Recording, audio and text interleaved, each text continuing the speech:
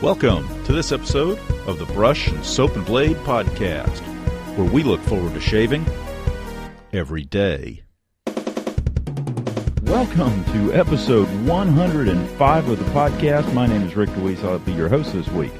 We're going to start off with a call from Jeff and tell you about a special event on top of that.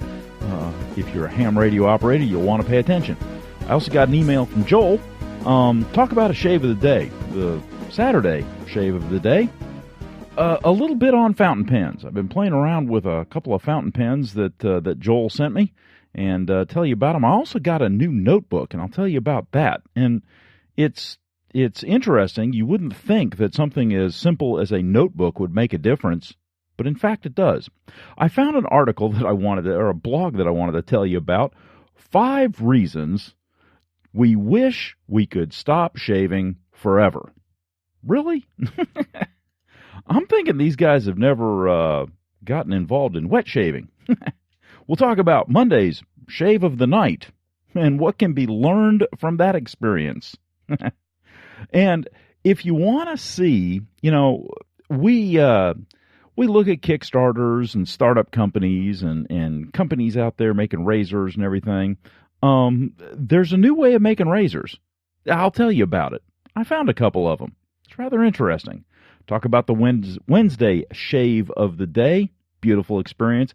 I did it with a new brush. I'll tell you about the brush and how it compares to one of my others that is of similar ilk. And then a little bit on indicators and catching up with an old friend. So that's the show this week. Hopefully you'll enjoy it. Let's get on with this thing. Good morning, Rick, and good morning to Brush and Soap and Blade.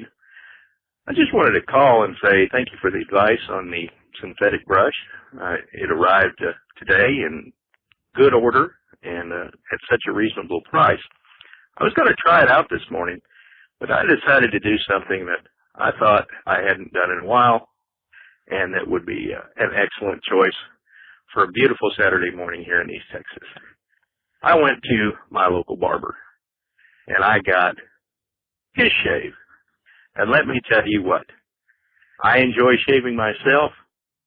I have a great time, but sometimes on special occasions, it's just nice to let somebody else do it.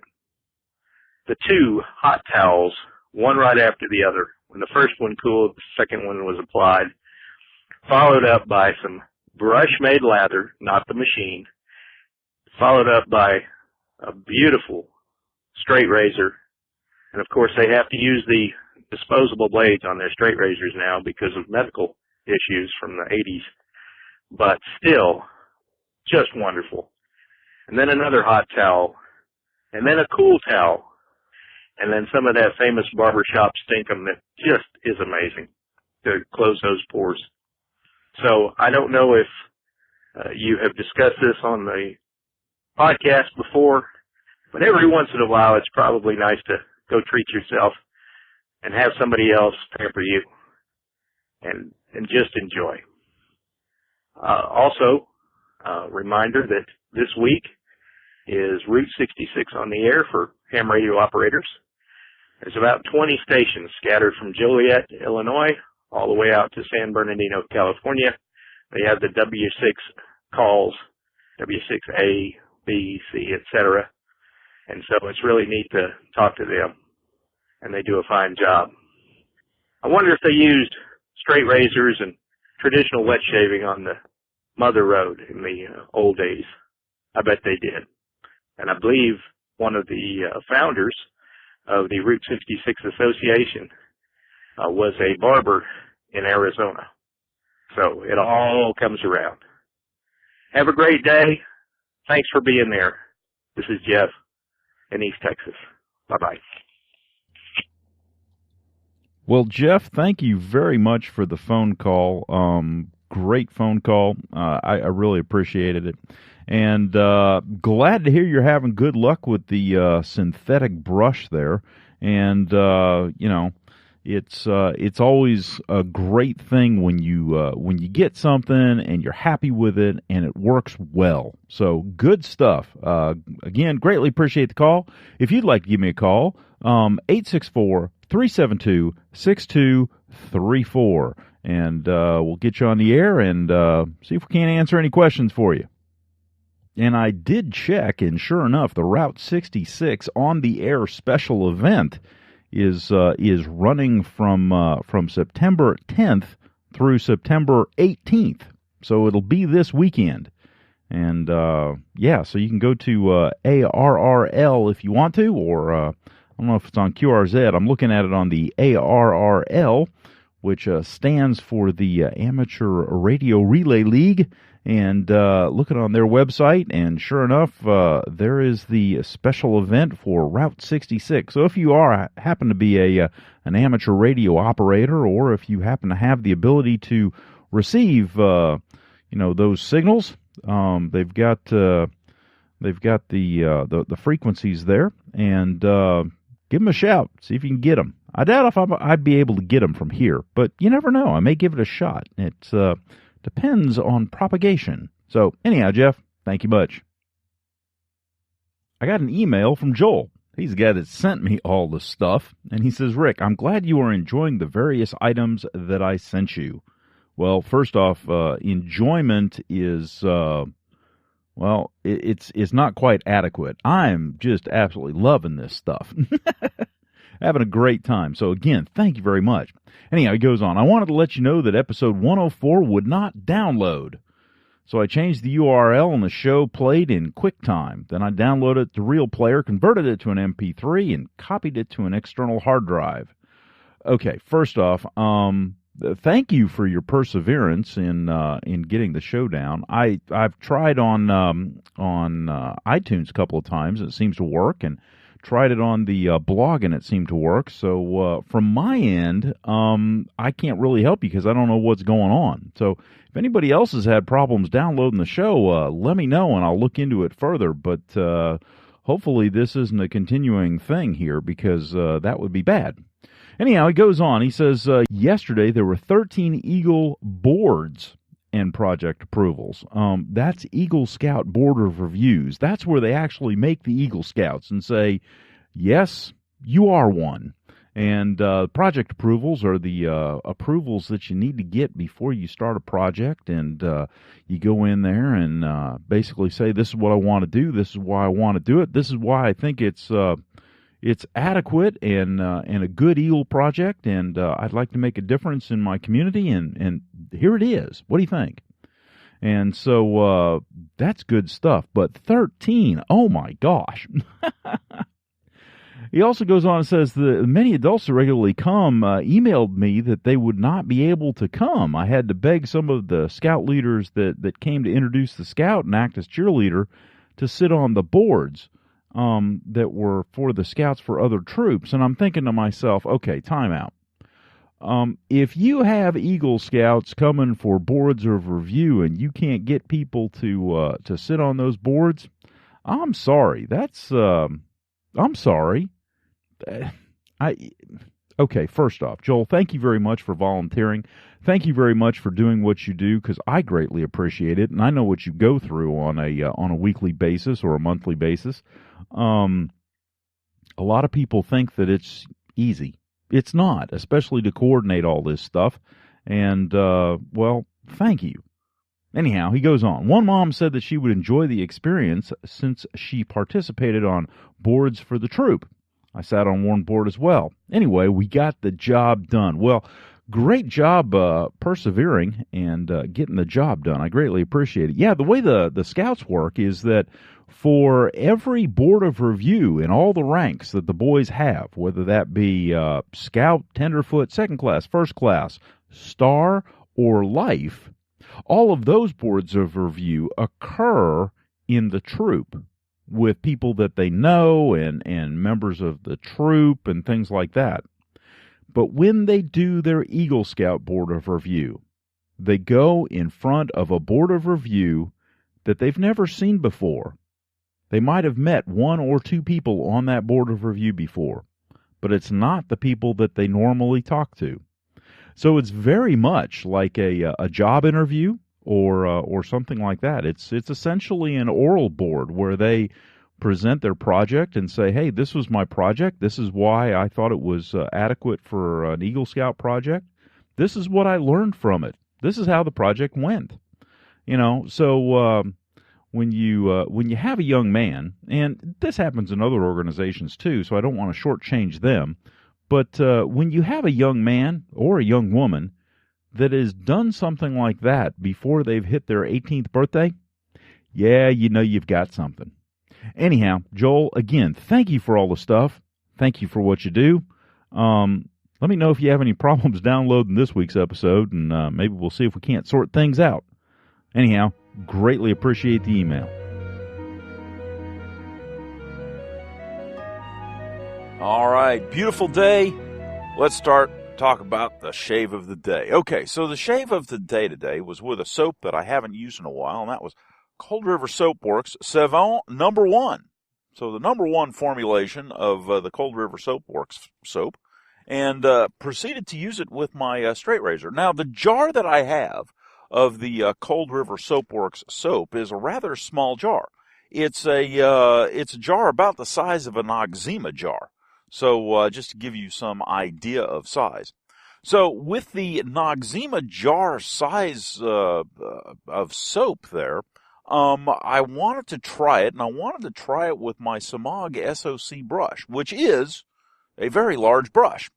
And one of the things that I found is that while, a 1305 brush or that size brush will fit very nicely and do a pretty good job, or a Plisson or one of the fine, the fine synthetic, or one of those will fit down in that jar very, very nicely. The Samag SOC, being as large as it is, it's right at the limit of being able to fit into that jar. But now, even with that said, I was still able to get a really, really good loading of soap out of that jar. But it was kind of when you have fibers of your brush splaying out of the jar there, and not getting soap on it, and you think to yourself, am I really getting a good load? Well, you probably are in the center of the brush. Now, the razor that I used a straight razor, and hadn't used a straight razor in a while, and it was, very nice. Kind of comforting and relaxing, and just, one of those shaves where you can kind of have the time and, take the time and just kind of do a good job. Now, the soap did a good job. It's not quite, and again, I don't know if, I got a good load. I don't know if I got the right load. Especially for the size brush that I'm now working with. And so there is some, some adjustment maybe that needs to take place. The soap did a good job. It was, it had good cushion and glide and everything else for the straight razor. But what I found was that while I was working on my cheeks, the soap on my neck would dry out just a little bit. So I'd have to reapply before I moved down into the neck area. So usually that means that my soap just doesn't have just quite enough moisture in it, or it's got way too much, one of the two, and it becomes almost watery. It's one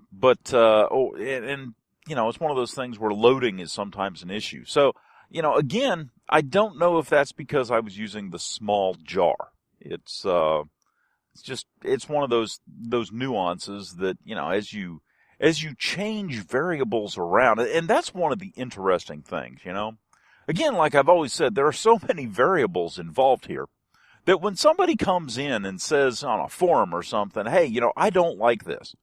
Okay, there may be many reasons why. It may be that there's a variable that's completely unrelated to the topic at hand that is different than yours. And so that's why when somebody says, yeah, it worked for me or it didn't work for me, I never get upset. I never, sit there and say, well, you're an idiot. you don't know what you're talking about or anything like that, because I don't know all of the variables in play here. There's no way to know all of the variables. And it's an interesting thing where we are sometimes, especially sometimes in the forums, where people jump up and down and say, I'm right, so therefore you are wrong. Nah, sometimes it doesn't work that way. It's just, no. Again, because I don't know all the variables, I don't have all the facts. If I don't have all the facts, I can't necessarily say one way or another whether someone is right or wrong. I can tell you what my opinion is of a certain object, but I'm not going to dismiss anybody else's just because they may be spot on, depending on the variables that they're using. Anyhow.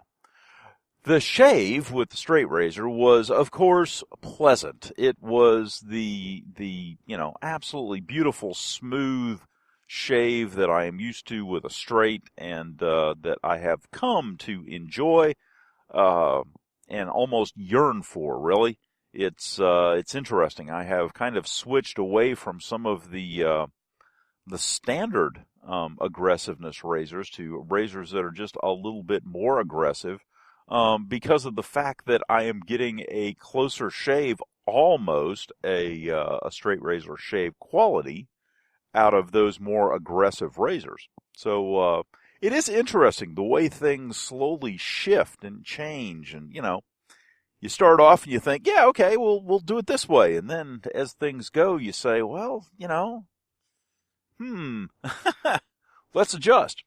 So it is rather an interesting transition that happens over time, and so be aware and be cognizant of those transitions in your own shaving experience, because they may very well happen. So shave of the day was good, and all was right with the world, and there you go. All right, so let's talk fountain pens for a minute. Okay, one of the things that Joel sent me was a couple of fountain pens. One was a Parker 45, which is a semi-hooded nib, and it was in really nice shape, and it had a sack fill. And there are a couple of types of mechanisms for the ink to get into the nib, if you will, of the fountain pen. There is a cartridge, which is, in fact, exactly what it sounds like. It's a little ink cartridge that slips on the end of the nib, and then you screw the handle back onto the nib, and voila, you have a pen with ink. The other way is a piston fill, where you have what's commonly called a converter that fits onto the nib, and it has a little a twist mechanism up at the top that moves a plunger up and down. It's a low ring seal plunger that will suck the ink up into the converter, and it kind of acts like a cartridge. And those you fill directly from a bottle. And now the other one that you have is you have a sack, and it's a sack material that is where that converter would be, and there's a little lever on the side, and the sack is like a membrane that wants to open. It's almost like an elastic or rubberized sack, and so when you push down at this, it's like a bulb really, and kind of like an eyedropper. When you push on an eyedropper and let it go, the bulb goes back to its original shape, and the vacuum that's created sucks the fluid up into the eyedropper. Well, the principle is very much the same in a sack-filled unit, and this little 45 had a sack-filled unit. And sometimes in the older pens, the sack units are dried or damaged or just whatever. They don't work very well. Things are clogged up. This one was in perfect shape, and pulled the ink in just very nicely, and did a great job. Now, one of the other pens that he sent me was he sent me a couple of chafers. And one of the chafers had a clear body. It's almost like they used to be called demonstrators, but this is an old chafer clear body. It's got a steel nib, and it's almost like a student's pen. And it takes cartridges. Now, he'd also sent me some cartridges, but they had dried out over time. And it's one of those things where when you, it looks okay when you look at it. And then when you plug it into the nib and break the seal on it, all of a sudden, it's almost like the vacuum or air gets let out of it, and all the ink is just absolutely powdered on the bottom or on the sides or whatever, and there is no ink left in it. At least on the one cartridge that I did use. Well, it turns out that Schaefer still makes cartridges that will fit those pens.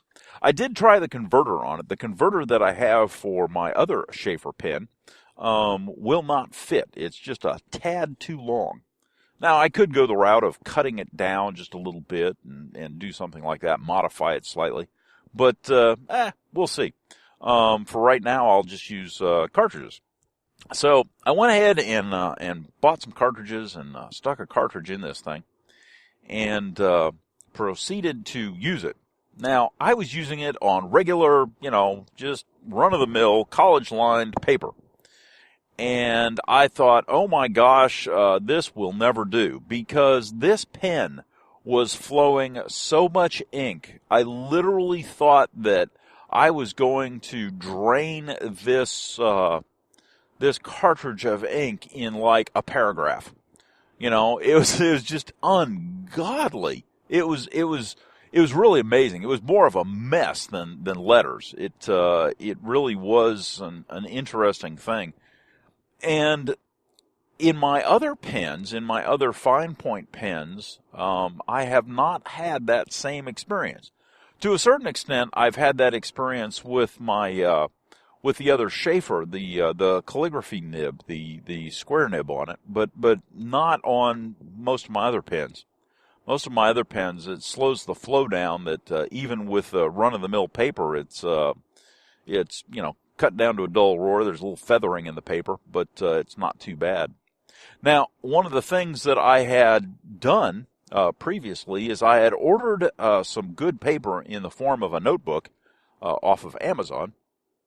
And it's one of the campus-wide notebooks. I ended up getting green. It's one of those that is purported to be really good paper for fountain pens. Very clean, very clear, no feathering. It's just good stuff. So I received that. Now, when I use that with the Parker 45, it is an absolute delight. It really is. The smoothness of that paper really, really makes all the difference in the world. All of a sudden, it's like, wow, you almost don't even feel the paper. It's almost like you're just writing over just something that isn't there. It's like writing on silk or something. It's just smooth and flowing and just, it's sweet. The difference between like a ballpoint pen on a fountain pen, for the feel of the pen, is night and day. It truly is night and day. And it is that same kind of night and day feel difference between ordinary paper and good paper. It really is. It was like, wow, it's just taking it to a whole new level.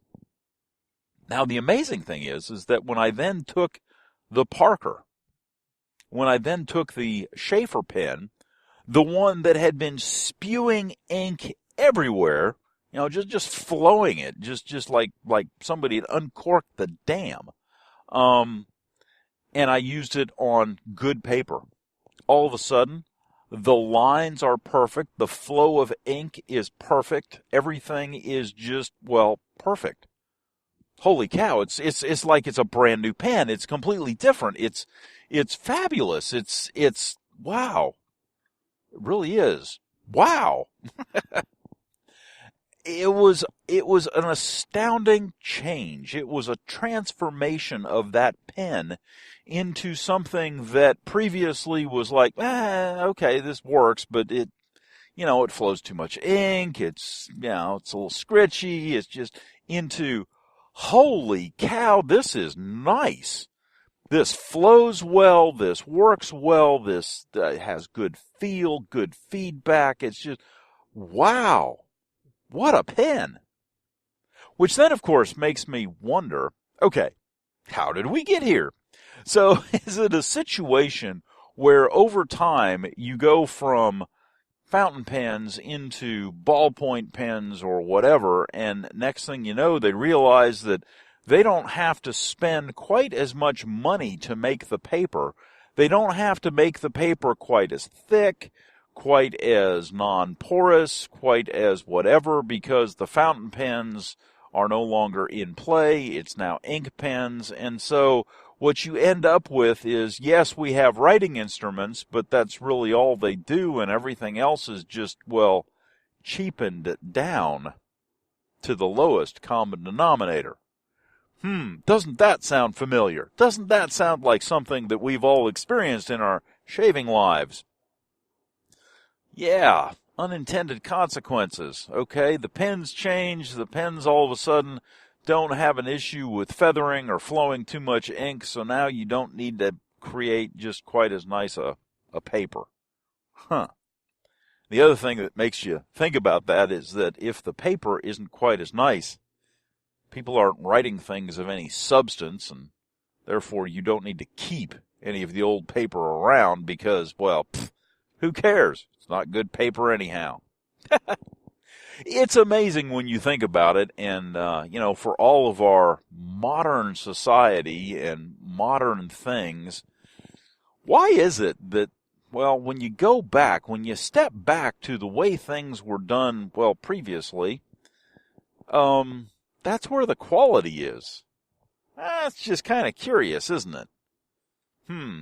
Good news is that some of us, in some instances, are slowly going back to that quality and saying, you know what? I want that. So I ran into a blog post on Male Standard, and I'll put a link to this in the show notes. But it's labeled 5 Reasons We Wish We Could Stop Shaving Forever. Well, that caught my attention. Okay, so first one, the tail of the toilet paper. Okay, so apparently accidental cuts are, well, a thing. Now, I must admit, I cut myself from time to time, well, with a straight razor, but most of the time I don't nick and cut myself with a double-edged or a single-edged razor. So, okay. These guys are talking about attaching toilet paper to their face. They've never heard, apparently, of an aluminum block or a styptic pencil. Now, I will admit that on one occasion I have cut myself severely enough that I could not staunch the flow with those two devices. But I did not, I repeat, I did not go the route of toilet paper.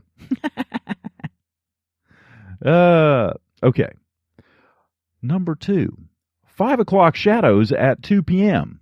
Okay, first off, if you're getting 5 o'clock shadow at 2 p.m., either you have an excessively heavy beard growth or you're not getting a close enough shave. One of the two. Hate to say that, but yeah, there you go. Now, if you happen to have the excessive beard growth, okay, I understand. But if you're like me, I wouldn't mind shaving it off. Wouldn't bother me much at all.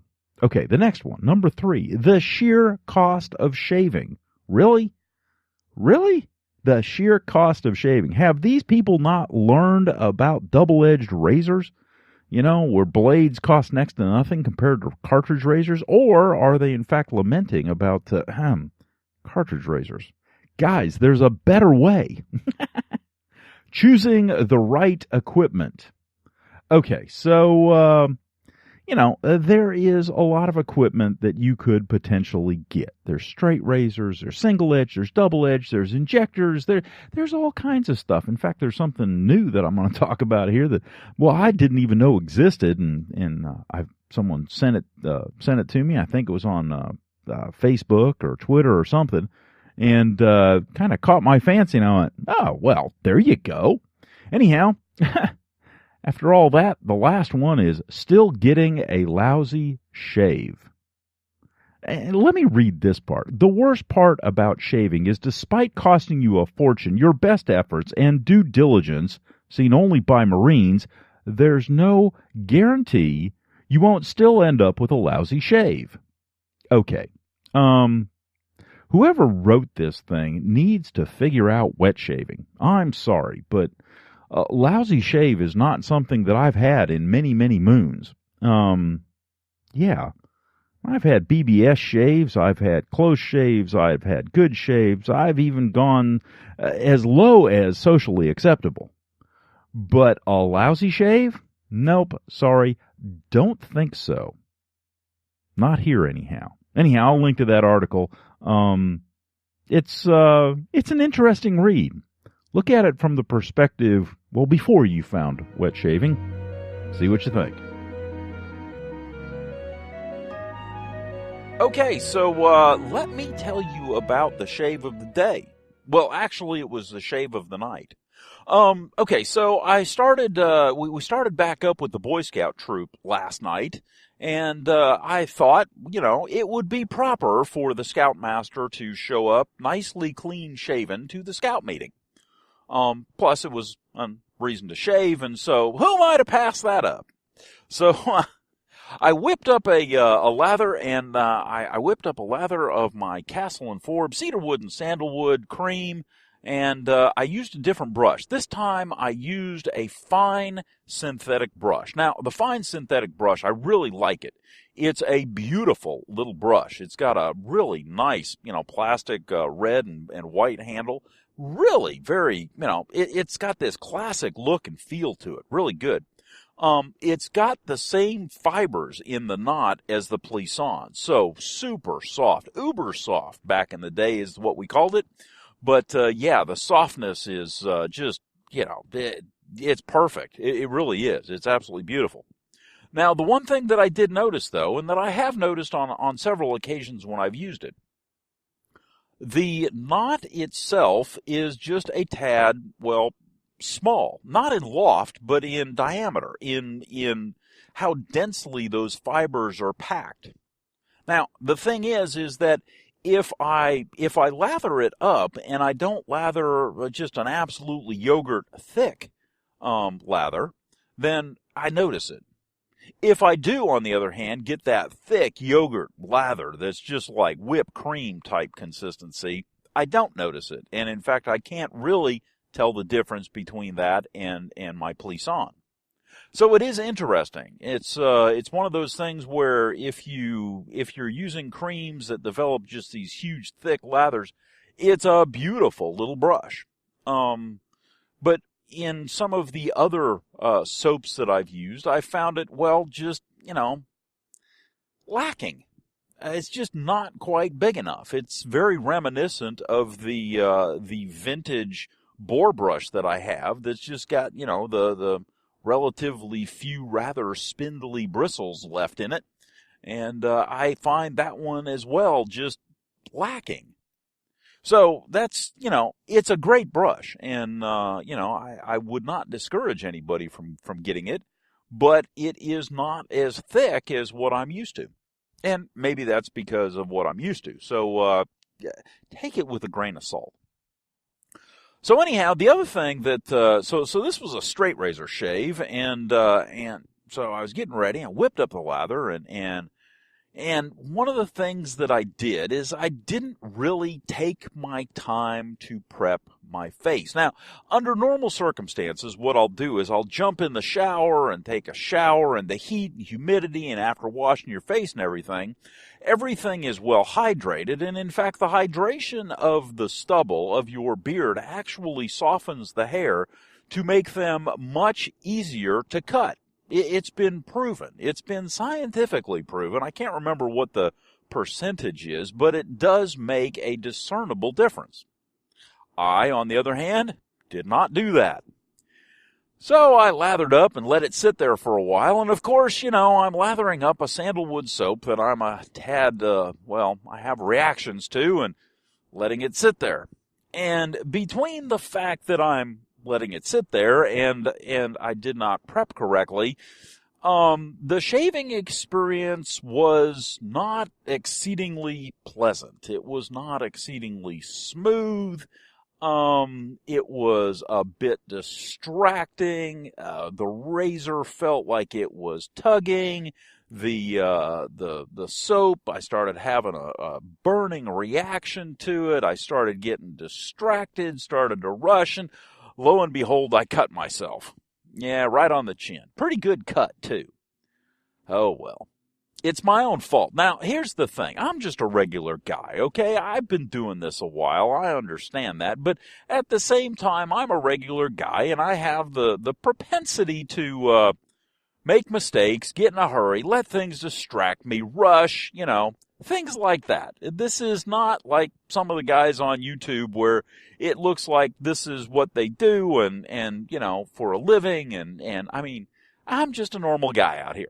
I will cut myself from time to time. It happens. It's called life. Now, the one thing that I don't normally do, though, is I don't normally shave without prepping properly. And after last night's experience, the one thing that I would suggest to absolutely anyone is to prep properly.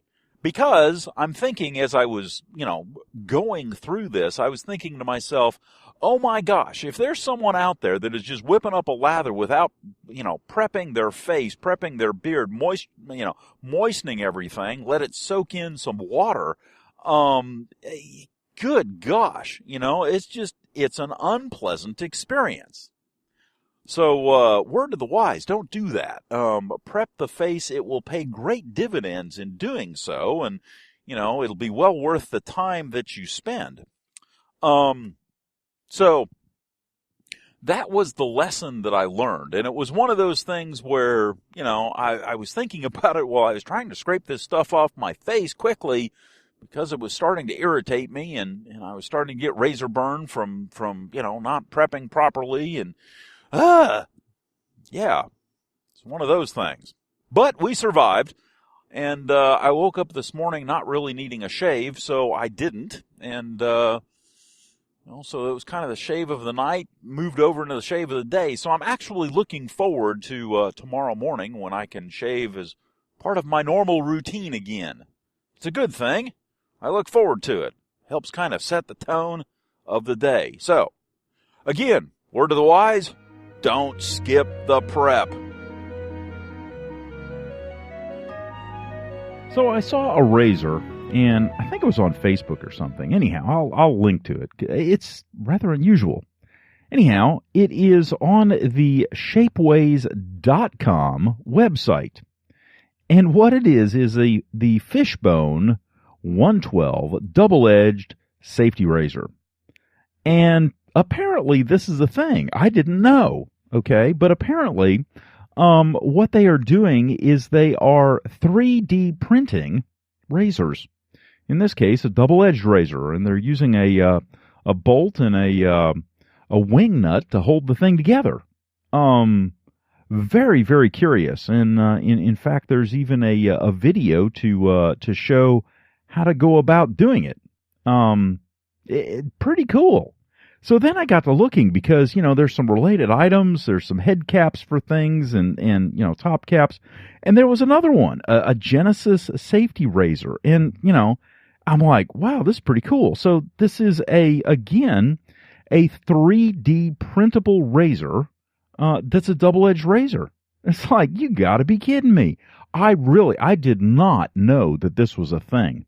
Now, I look at this and I'm thinking, okay, it could work. The texture is a little rough, but you know what? You could get pretty close, and you could take one of these things and with a sanding block and some very fine sandpaper, sand it down to just a really nice plastic surface there. At least that's what I was thinking. Yeah, good stuff.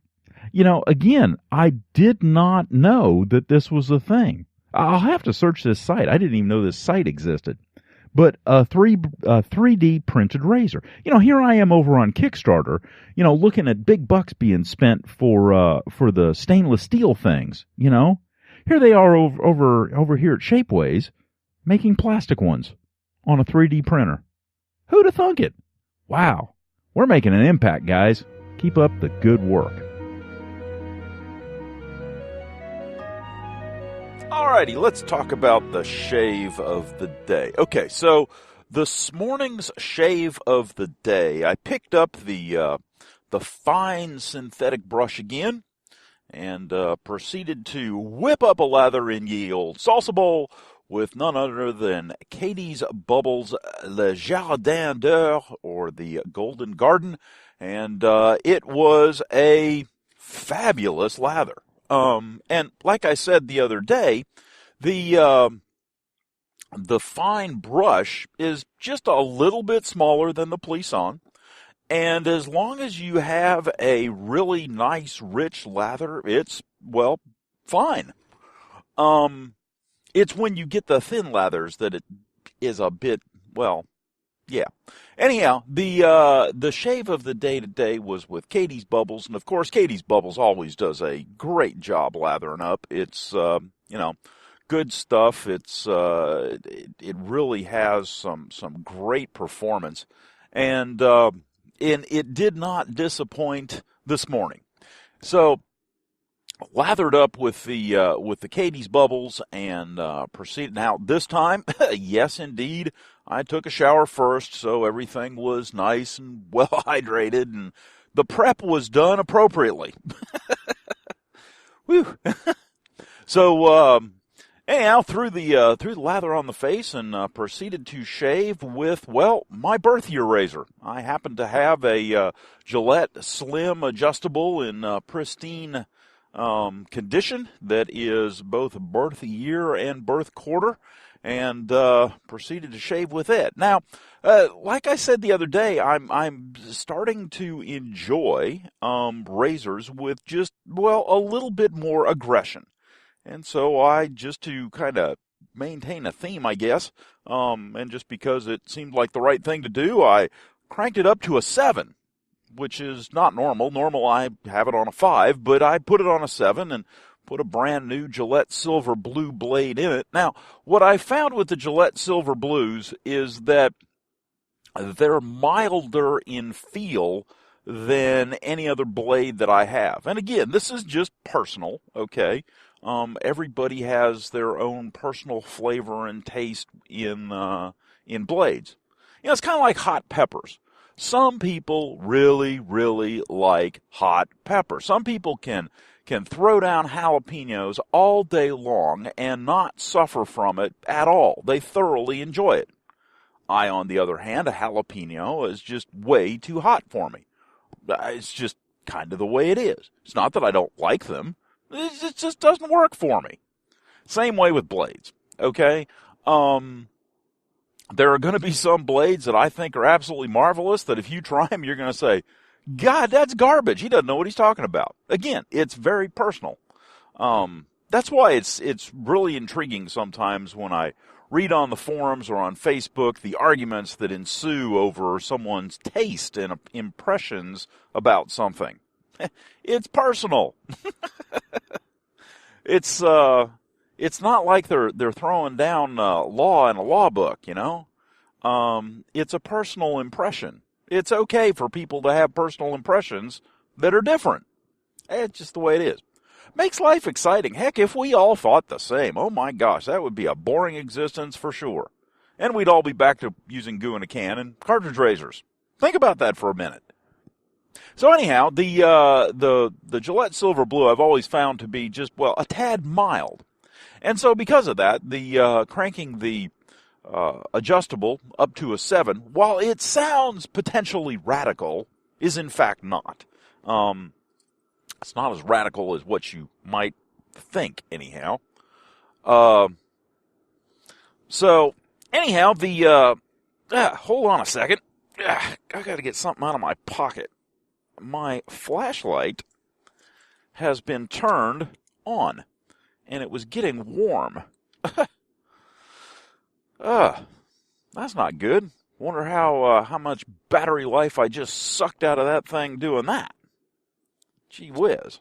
Let's take it out of leather, too. Holy cow, that thing's hot. Well, if nothing else, I got a good heat source.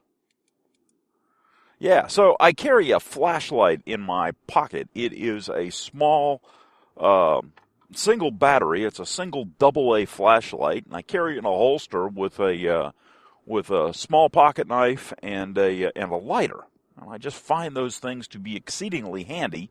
And I use the knife probably the second most. I use the flashlight the most. I find it the absolute handiest thing to have. When looking for things, if you drop something, it's so much easier to find it if you have a flashlight to shine on things and, put a little light on the situation.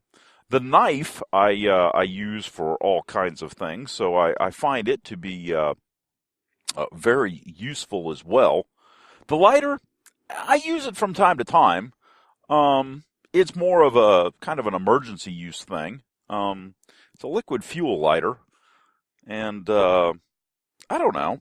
I could probably do just as well with a little Bic, but I got it and I built the holster for it, so that's what I use. Anyhow, for some reason the little top cap button, that's how you turn the thing on and off, got depressed in my pocket. And I was wondering, I thought I'd dripped coffee or something on myself. And I'm like, why is my pocket warm? Reached down and went, oh, that's why.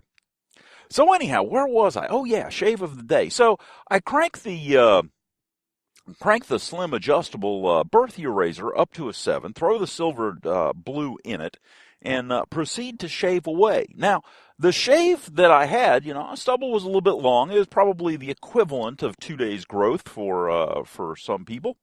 So it was a little much, and quite honestly, with the brand new silver blue blade in it and cranked up to a 7, it was an correct preparation. It was an absolutely enjoyable shave. It truly was. I had to be a little careful around the chin where I nicked myself the other day, but that's okay. Those things happen. And so 3-pass shave, a little touch-up around the neck, and just wonderful shave.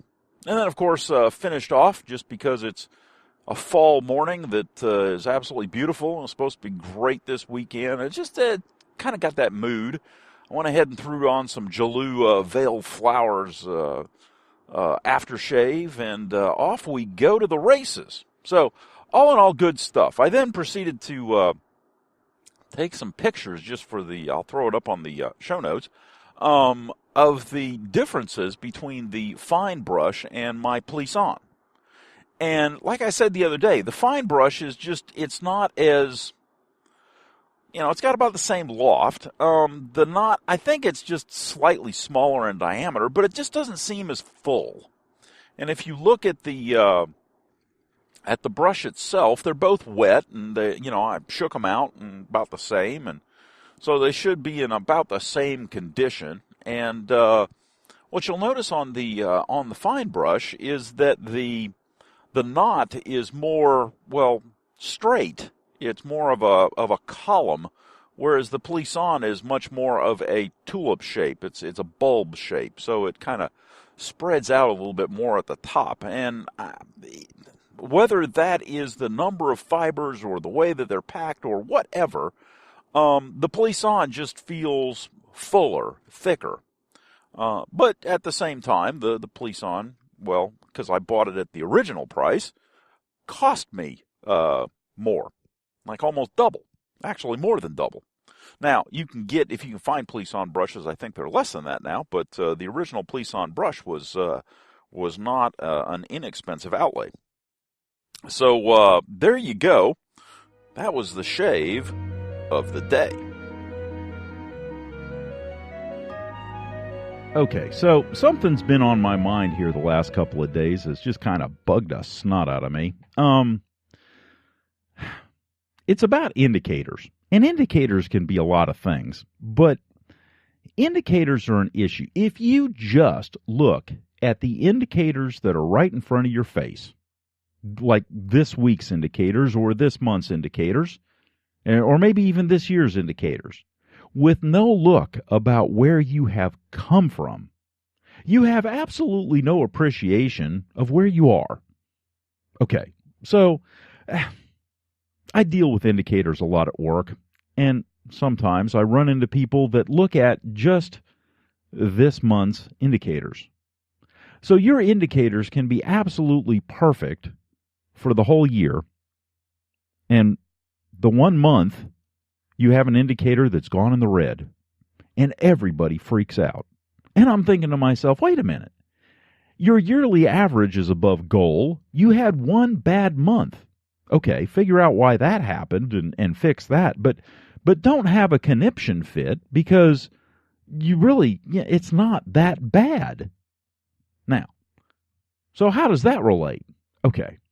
One of the reasons that I like vintage razors is because it's an indicator, and it tells me where I've come from. And the problem that I have with that is that when I look at the offerings, cartridge razors and things like that, I look at those and say, okay, compared to the indicator that's available from the past, they're not better. Okay, in fact, we've gone downhill. Now, the problem is that if you focus on just the indicator of, say, 10 years, then you look at that and go, well, it's not bad. But if you look to the indicators of the past, you realize really quick, especially when you start using a double-edge or a single-edge razor, that the cartridge razors, well, pretty much suck. Hate to say that, but yeah, they do. Okay. Now, don't get me wrong. There are double-edged and single-edged variations of razors that are available today.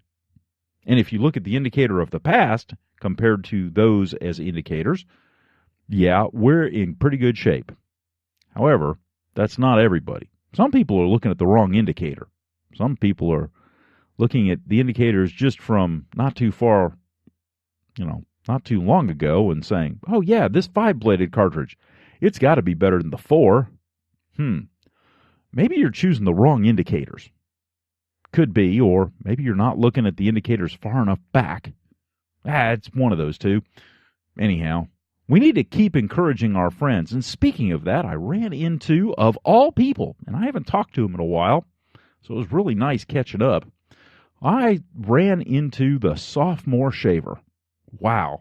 Okay, so the sophomore shaver has been getting into Jeeps and things like that, and he's taking his family out for 4-wheel jaunts and stuff, and really just having a great time. He's got a beautiful Jeep. It's named Vader, and black and orange, and it's just absolutely gorgeous. Excellent little rig. I mean, he's able to get his wife and 2 kids in that thing and go just about anywhere. And the good news is that they're spending a lot of quality family time and greatly enjoying doing it.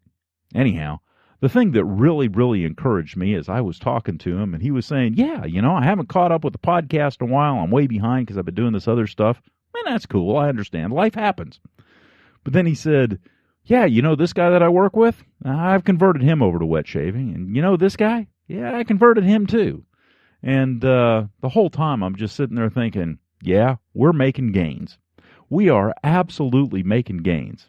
When you think about it, from the explosion that we have in our community to, from evangelizing to, this podcast being around, to all the other podcasts being around, YouTube videos coming out the ears, round tables, meetups, all this stuff, all the way down to people making, double-edged razors on a 3D printer.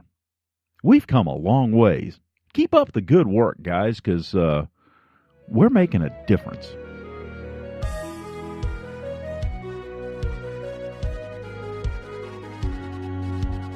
Well, that concludes this episode of the Brush and Soap and Blade Podcast. I hope you enjoyed listening to it as much as I enjoyed making it. If you have some suggestions or would like a topic covered, drop me an email at BrushnSoapnBlade@gmail.com or give me a call at 864-372-6234 or contact us on Twitter at BrushnBlade. You can also visit us at our blog, BrushnSoapnBlade.wordpress.com. As always, we're available on iTunes and Stitcher.